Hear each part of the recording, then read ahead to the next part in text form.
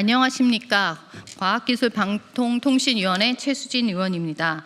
오늘 정부와 SKT 유심정보 2차 조사 결과에서 SKT 서버 BPF 도어 계열 악성 코드 감염이 계속 확인되었다.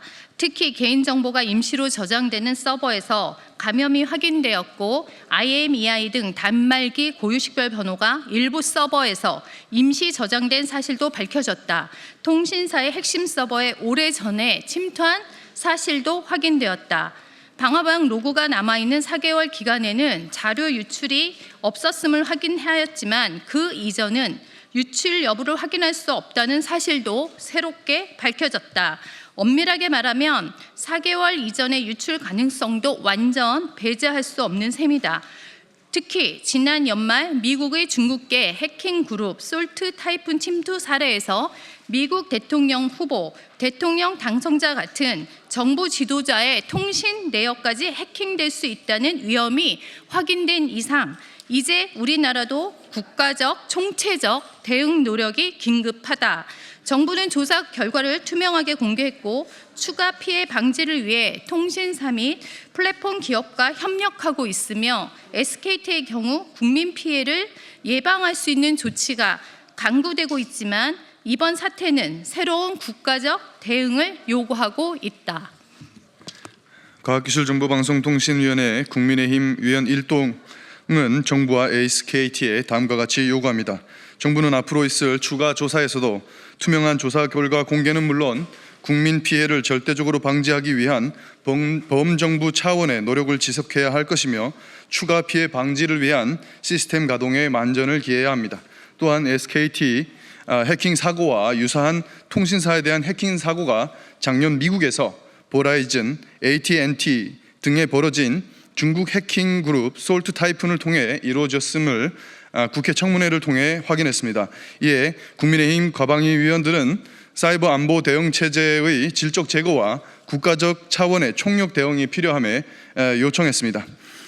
해킹 그룹의 정보 매매를 통한 금전 거래 통로인 다크웹 거래는 현재까지 확인된 바 없다는 것, 그리고 해킹 수법이 유사하다는 것 등을 종합해 보면 본 SKT 해킹 사고가 국가적 차원의 해킹 그룹에 의한 사고일 가능성이 매우 높다는 것입니다.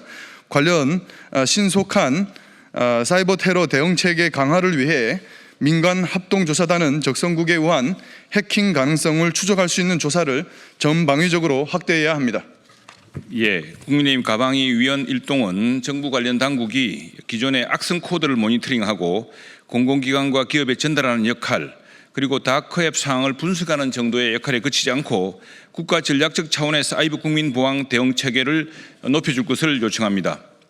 국내 정보통신 기업들 또한 정보 보호 관리 수준을 최상급으로 높여 사이버 공격에 기업 경영이 위협받지 않도록 해야 합니다. 또한 중소기업의 정보보호 및 개인정보 보호 관리 체계도 획기적으로 개선해야 합니다.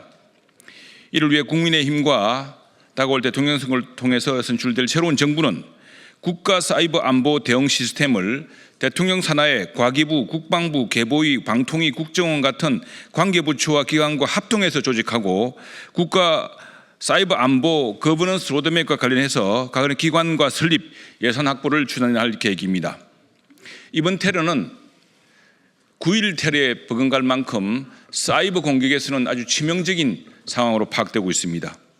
미국 의회가 9.11 테러 이후에 그동안 미국의 분산된 국가정보 시스템이 테러를 사전에 방지받지 못했다는 그런 교훈을 발판으로 국가정보국을 신설해서 테러 공격 전체를 관장했듯이 앞으로 우리나라에서도 사이버 공격과 사이버 테러를 방어하기 위한 국가 총력 체계가 절실합니다. 국민의 개인정보 보호는 국가안보의 핵심이자 국민안보 그 자체입니다.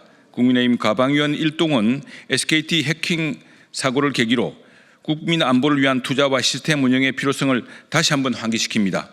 대한민국 정부와 기업과 함께 우리 대한민국의 국민 사이버 안보, 국민과 국가를 적성국가와 위험한 세력의 사이버 공격 테러로부터 보호하기 위해 최선을 다할 것입니다. 감사합니다.